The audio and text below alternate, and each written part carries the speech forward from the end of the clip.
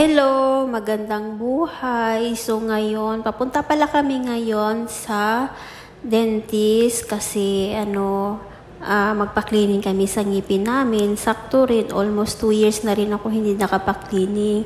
Kasi nang pandemic ka-inday, hindi na ako nakapunta ng hospital. Every year talaga kami nagpa-cleaning sa ngipin namin. So nandito na kami sa hospital na pupuntahan namin. Kasi sakto rin na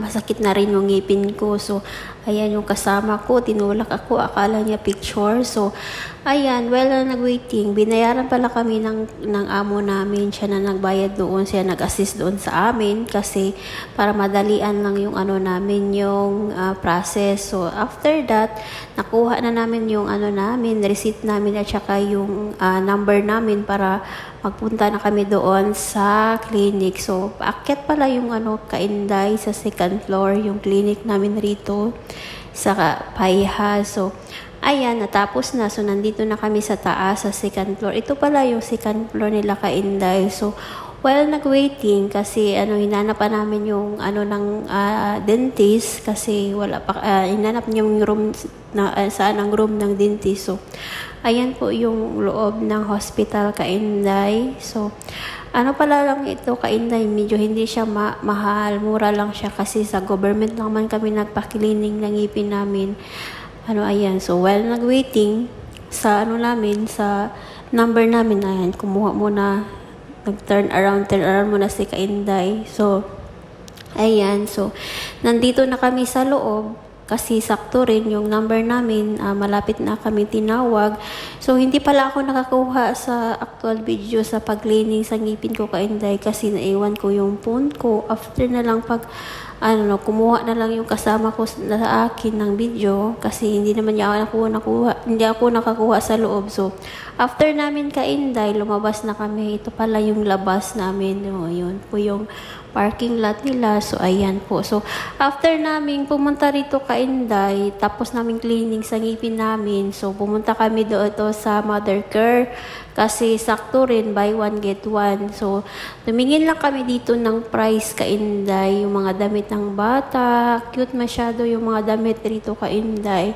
Yung magbili ka ng isa, free yung isa, diba? So, kung may baby lang ako, bumili na ako. Kasi wala pa kasi akong baby Kainday hindi pa ako nag-asawa. So, gustuhin ko magbili, pero hindi pa ako magbili. Nagabili lang ako sa pamangkin ko. So, ngayon, hindi man ako nagdala ng pera pangbili ng rito. Sa susunod na lang, pag makadaan kami rito, magbili kami dito ng damit, pagbigay ko sa pamangkin ko. So, ayan po yung presyo ng damit nila dito Kainday. Sobrang mura-mura. Dito po to sa Mother Care Kainday.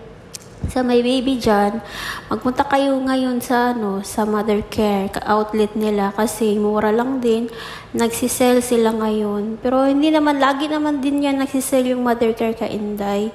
Pero yun ngayon lang talaga, nasaktuhan lang napuntahan namin ngayon, sell sila. So, after naming pumunta dyan Kainday, pumunta kami sa body shop. The body shop. So, ayan po yung body shop Kainday. Nag-sell din sila ngayon Kainday. So, ayan po yung loob ng body shop. So, ayan po. 40% din sila ngayon. So, after namin pumunta dyan, bumili kami sandali ng ice cream kasi gusto namin kumain ng ice cream. So, ayan, dito na kami sa cashier. Ayan, nag-waiting. Nandito pala kami ngayon sa bus station Kainday.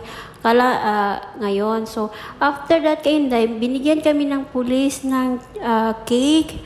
Akala namin kung anong tinawag sa amin. 2 pala binigay niya sa amin Kainday. Ayan po yung cake na binigay sa amin. Akala namin Kainday, akala namin hulihin kami ng pulis. Hindi pala, binigyan pala kami ng 2 cake. So, thank you so much sa pulis na nagbigay. Akala namin mahuli kami pero hindi pala. So, ayun lang po. Thank you po. God bless. Kainday.